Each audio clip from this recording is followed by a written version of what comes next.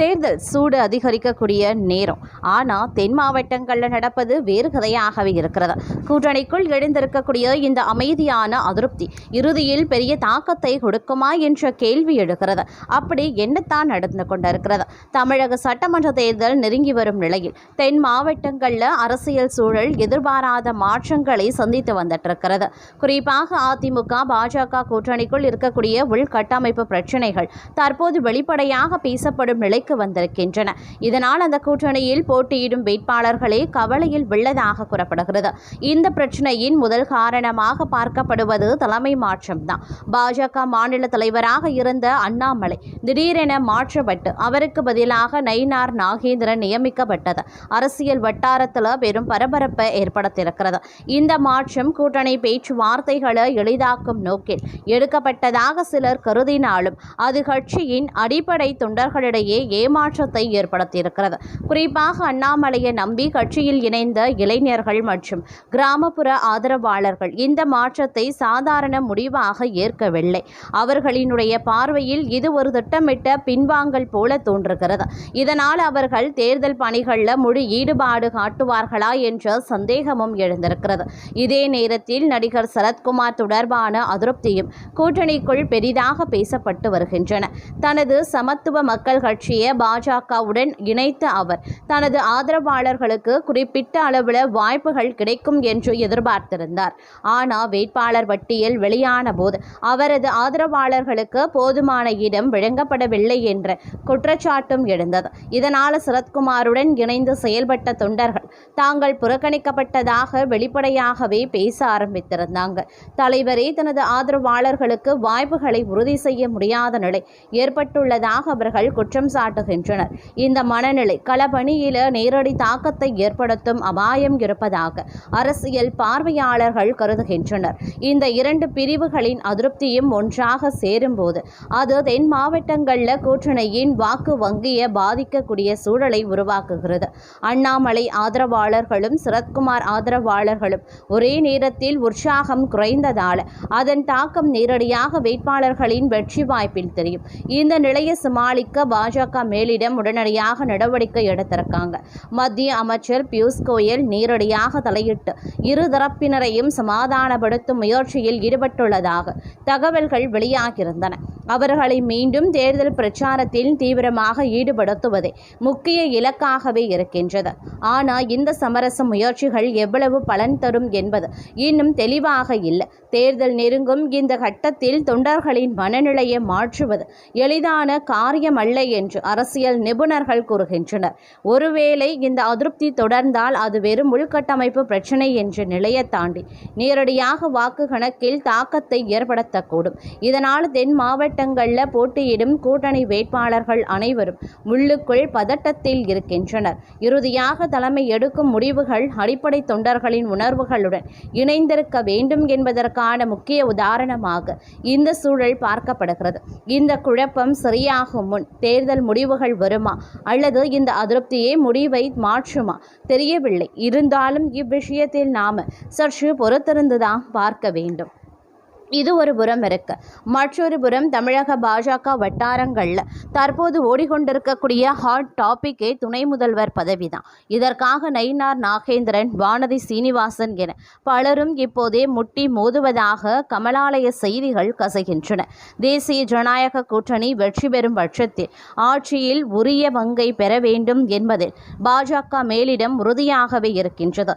இதன் ஒரு பகுதியாக துணை முதல்வர் பதவியை பாஜகவுக்கு ஒதுக்க வேண்டும் என்கிற கோரிக்கை அதிமுக தலைமைக்கு அழுத்தமாக முன்வைக்கப்பட்டு வருகிறது.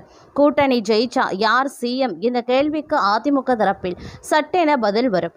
ஆனால் யார் டெபுட்டி சிஎம் என்ற கேள்விதான் பாஜகவுக்குள் தற்போது மல்லுக்கட்டளை உருவாக்கி இருக்கிறது.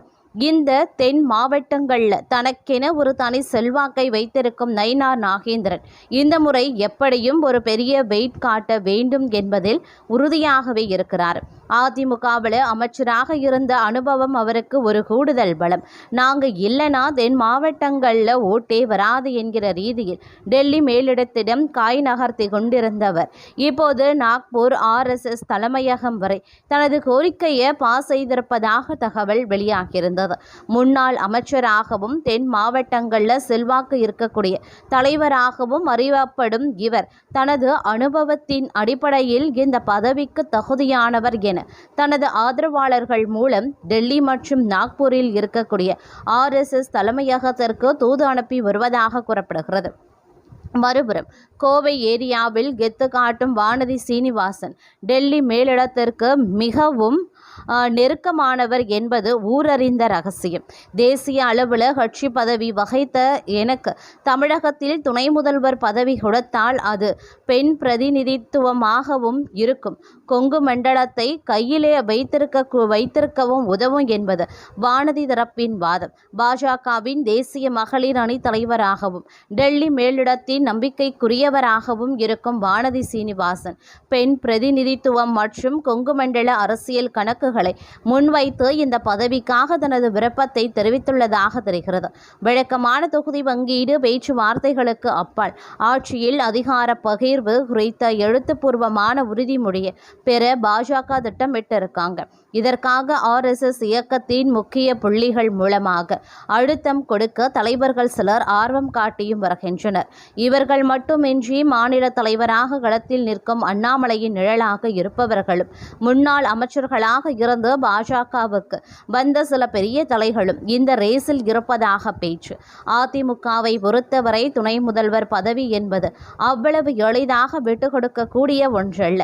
பன்னீர்செல்வம் வகித்த அந்த பதவியை ஒரு கூட்டணி கட்சிக்கு தருவது என்பது எடப்பாடியார் எடுக்கும் மிகப்பெரிய ரிஸ்காகவே இருக்கும்.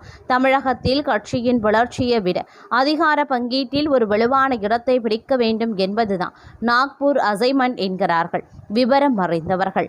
முதல்ல ஜெயிக்கணும், அதுக்கப்புறம் தான் பதவி என்று எடப்பாடியார் தரப்பு அமைதி காக்க ஜெயிக்கிறதுக்கு முன்னாடியே பதவியை பிரிச்சுக்கணும் என்று பாஜகவினர் நாக்பூர் வரை தூது விடுவதுதான் தற்போதைய கோடைக்கால காமெடி அப்படின்னே கூட சொல்லலாங்க. இது மட்டும் இல்லாமல் தற்போதைய அரசியல் சூழலை பொறுத்த வரைக்கும் தமிழக அரசியல் 2026 சட்டமன்ற தேர்தலில் ஒரு வித்தியாசமான திருப்பத்தை எதிர்நோக்கி நகர்கிறது. அதிலும் 21 முக்கிய தொகுதிகளில் அசல் திராவிட கட்சிகளான திமுக மற்றும் அதிமுக தங்களின் பாரம்பரிய சின்னங்களான உதயசூரியன் மற்றும் இரட்டை இலையை போட்டியிடாமல் விட்டு மாற்று கட்சிகளுக்கு வாய்ப்பை வழங்கியுள்ளது. இது தமிழக அரசியலின் புதிய ஹாட்ஸ்பாட் ஆகும். இதை பற்றி இப்போ பார்க்கலாம். அரை நூற்றாண்டு காலமாக தமிழகத்தை ஆதிக்கம் செலுத்தி வரும் திமுக மற்றும் அதிமுக ஆகிய இரு பெரும் துருவங்கள் தங்களின் பாரம்பரிய அடையாளங்களான உதயசூரியன் மற்றும் இரட்டை இலை சின்னங்கள் என்று 21 தொகுதிகளில் களம் காண்கின்றன.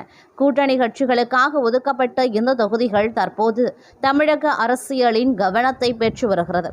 தமிழகத்தின் தேர்தல் வரலாறு என்பது சின்னங்களோடு பின்னி பிணைந்திருக்கிறது.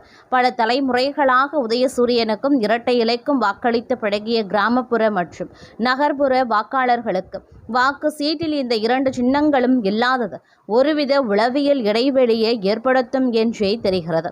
இந்த 21 தொகுதிகளில் பிரதான கட்சிகளின் வாக்குகள் சிதறுவதற்கான வாய்ப்புகள் அதிகம் இருக்கிறதுனால இது சிறிய கட்சிகளுக்கும் சுயேட்சைகளுக்கும் ஒரு எதிர்பாராத சாதகமான சூழலையும் உருவாக்கியிருக்கிறது.